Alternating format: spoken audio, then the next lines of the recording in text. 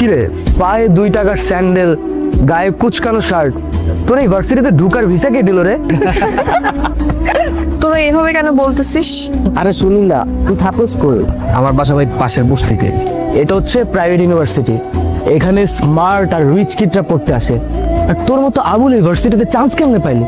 শোন, ওনা তোদের মতো ড্যামেজ স্টুডেন্ট না যে সেমিস্টার ফি দিয়ে পড়তে হবে। আর এই ইউনিভার্সিটিতে পড়তে কোনো টাকাই লাগে না, ওর মেধা দিয়ে চান্স পেয়েছে। নেক্সট আর কিছু বল। নেক্সট আমি বলতেছি, ওদের মতন স্টুডেন্টদের জন্য না আমাদের ভার্সিটিটা একদম পুরো গুলিস্তানের বাস স্ট্যান্ডের মতন হয়ে গেছে। তোদের জন্য না এই ভার্সিটি না। আই তুই কি বলতেছিস এগুলো? কাউকে রেসপেক্ট করতে পারিস না? এখানে রেসপেক্টের কি আছে? তোর ড্রেস আপ দেখছিস, ওর জন্য এই পরিবেশটাই নষ্ট হয়ে গেছে। স্টপ। রাইসুল, তুই সামনে আগাও, আমি আসছি, কথা আছে। খাও। না না, কোনো সমস্যা নাই, আমার পেটে ক্ষুধা নাই, আমি খেয়ে আসছি, পেট ভরা আছে। আমি দুটো অর্ডার করেছি, একটা তোমার একটা আমার। খাও। আচ্ছা। এই শোনো, তুমি তো ম্যাথ অনেক ভালো পারো, আমি না অনেক বেশি দুর্বল। তুমি কি আমাকে একটু ম্যাথ শেখাতে পারবে? শিওর? তাহলে অফ ডে গুলোতে তুমি আমার বাসায় এসে ম্যাথ শেখাবে, বুঝছো? অবশ্যই, কোনো সমস্যা নেই। দেখো তো এটা কেমন। এটা তো ছেলেদের জুতা, তোমার পায়ে মানাবে না, এই তোমার জন্য মেয়েদের জুতো প্রয়োজন, এইখান থেকে নাও। এটা আমি আমার জন্য নিচ্ছি না, তোমার জন্য। আমার জন্য কেন? এটা আমি তোমাকে গিফট করব, দেখো তো কেমন, পছন্দ হয়েছে? আরে আজকে তো আমার জন্মদিন না, আমার জন্মদিন তো 2 মাস আগে চলে গেছে, সামনের বছর আবার আসবে। জন্মদিন না তো কি হয়েছে, আমি তোমাকে এমনি গিফট করব।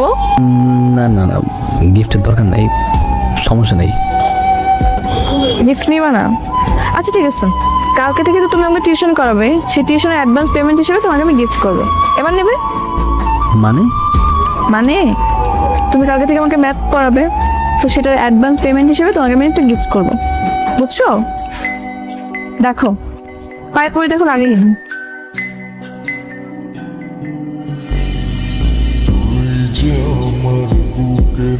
মা বইসা আছো কেন? চলো খামো লগে, আও খাওন দাও। কি ব্যাপার মা, ভাতটা দাও খাই। ডাইল শেষ রামদম কি? শোনো, আমি নতুন একটা টিউশনি পাইছি, ও টিউশনিতে আমি অনেক টাকা পাবো। আল্লাহর মধ্যে টিউশনে টাকা পাইলে আমাকে পুরো মাস চলে দেবো, ওর টেনশনের কিছুই নেই। আলহামদুলিল্লাহ। হ্যালো, কি করছো? এই কিছু না, এই যে ডিনার করতেছি। ও, কি খাচ্ছো? গুড়মুড়ি, আমি রাতে গুড়মুড়ি খাই। আচ্ছা শোনো, কালকে তো ভার্সিটি অফ, তো কালকে কিন্তু চলে এসো। হ্যাঁ হ্যাঁ ঠিক আছে, আমি সকাল সকাল চলে আসবো, তুমি আমার ফোনে অ্যাড্রেসটা টেক্সট করে দিও। Okay bye. মা কি হয়েছে, মুড়ি খাবো, সমস্যা কি? তুমি বউ। তুমি তো আনইজি ফিল করতেছো কেন? আমরা তো ফ্রেন্ড, চিল। এনো, তুমি তোমার মেধা দিয়ে ম্যাথটা সলভ করবে। অঙ্কের ব্যাপারে প্রথমে যে কথাটা জানতে হবে সেটা হচ্ছে যে ম্যাথের ভয় পাওয়া যাবে না। হ্যাঁ, ভয় পেলেই কঠিন মনে হবে, জিনিসটাকে ভালোবেসে করতে হবে। এই তো হয়ে গেল, বুঝতে পারছো? আসলে তো অনেক ইজি, আমি এত সহজভাবে কখনো শিখি নাই। এখন থেকে পারবা। আঙ্কেল আসসালামু আলাইকুম। বসো, আমার বাবা। হ্যাঁ, কি ব্যাপার বলো। এই ছেলেকে? ও তো অতসীর বন্ধু। অতসীর বন্ধু মানে? এই বস্তুটার ছেলে অতসীর বন্ধু হয় কি করে? ভার্সিটির বন্ধু, ছেলেটা নাকি খুব ভালো ম্যাথ পারে, তাই অতসী বলছিল ওর কাছে ম্যাথ করবে। দেশে টিচারের অভাব, ওরকম লোয়ার ক্লাস ছেলের কাছে ওকে ম্যাথ শিখতে হবে না, তোকে আজকে বিদায় করে দাও।